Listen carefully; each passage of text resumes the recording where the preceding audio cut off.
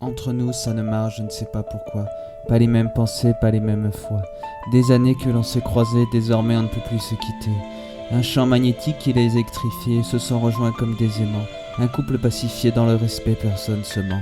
C'est ce qu'on appelle l'amour dans le jargon. Tout seul on est, puis on veut trouver sa moitié. On peut se tromper, puis abandonner, même demander le pardon.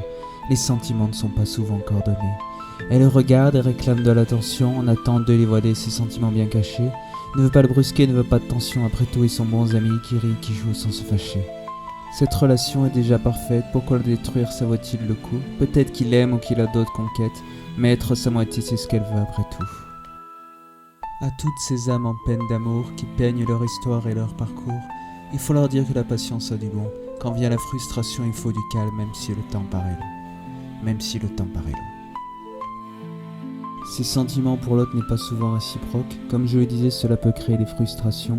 À toi de voir le bon dans une relation quelconque, qui peut se terminer par un revoir ou une continuation. Marre d'être un coup d'un soir, d'être la personne qu'on prend puis aussitôt remplacée. Pleure tout seul dans le noir, elle qui est moquée, traînée sur le réseau comme une traînée. Le prince charmant est-il parti? S'est fait-il balayer par d'autres couronnements? Plus dans l'amour éternel et l'empathie. La belle ne trouve plus d'histoire, elle trouve ça déprimant. Oxmo, l'amour est-il bien mort?